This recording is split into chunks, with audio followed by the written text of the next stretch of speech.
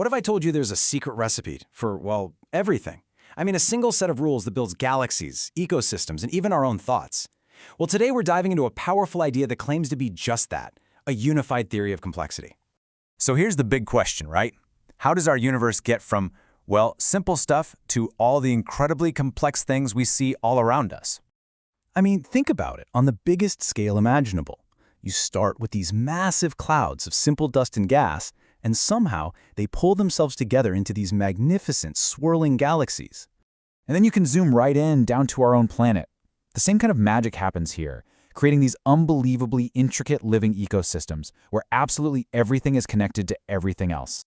But maybe the craziest part? It's happening right now, inside your head. This process is building the very consciousness that's listening to me talk. So, what is going on here? How does this actually work? Well, it turns out scientists are finally starting to crack the code. They're finding a single universal pattern, almost like a blueprint, that seems to explain how all this complexity just pops into existence no matter where you look. You know, for years we've had clues.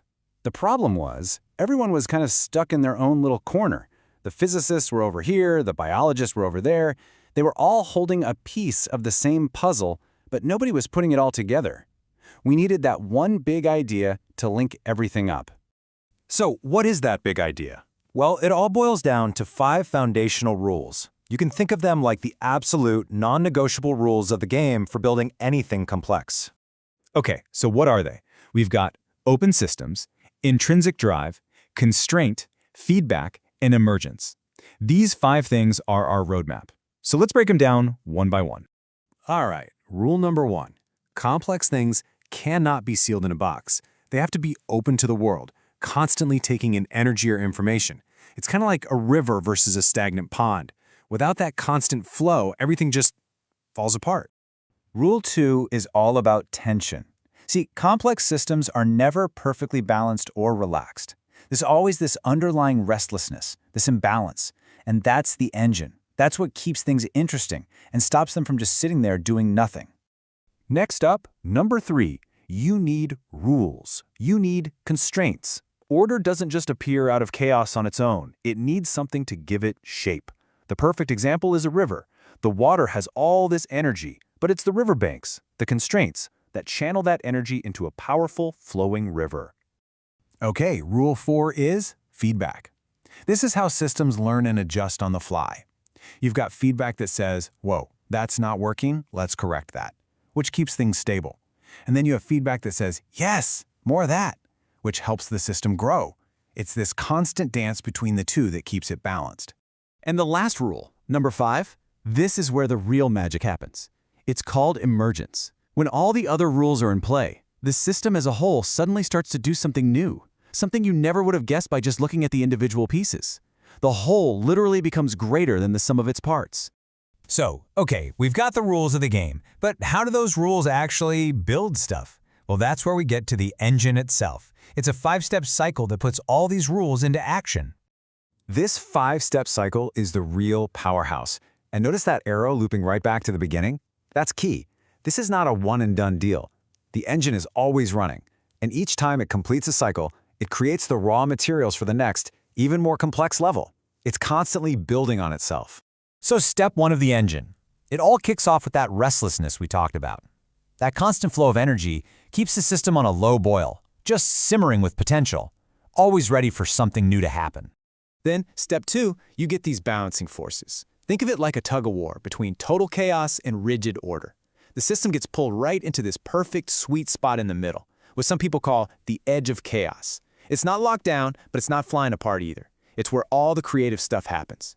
Step 3 is when the feedback loops kick in. If a cool new pattern starts to form, positive feedback acts like a megaphone, amplifying it, making it stronger. Then, once it's established, negative feedback comes in to stabilize it, locking it in place so the system doesn't just lose it. And now for step 4, my favorite part, synergy. This is that aha moment. It's when different parts of the system suddenly click together, like puzzle pieces, and cooperate to create something totally new, something that was impossible for any single part to do on its own. And finally, step 5, consolidation. Think of this as hitting the save button. The cool new thing that just got created is stabilized and made permanent. It becomes a new, solid building block. And then, what happens? The whole cycle starts over. But this time, it's starting from a higher, more complex place. I know, this can sound pretty abstract. So let's bring it all back down to earth. Let's apply this whole engine to maybe the most complex thing we know of, the human mind.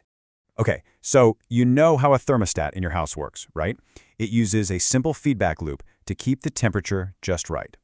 Well, your brain is doing the exact same thing, just a million times more powerfully.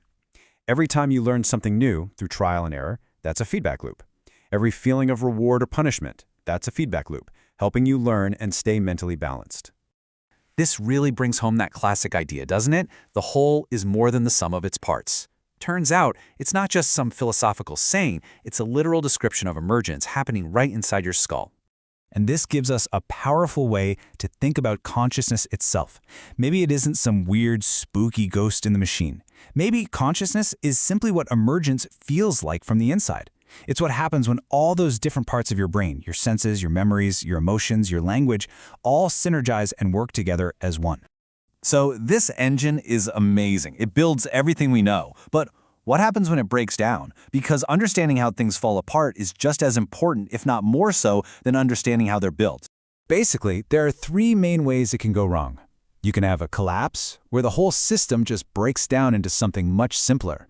Think of total mental burnout. Or you can get fragmentation, where the parts stop talking to each other, which can look like dissociated or scattered thoughts. And then there's the runaway loop, where one feedback loop goes wild and isn't checked, leading to extremes, like a panic attack spiraling out of control. Which brings us to the final thought I want to leave you with. We've just walked through the universe's secret recipe for building literally everything.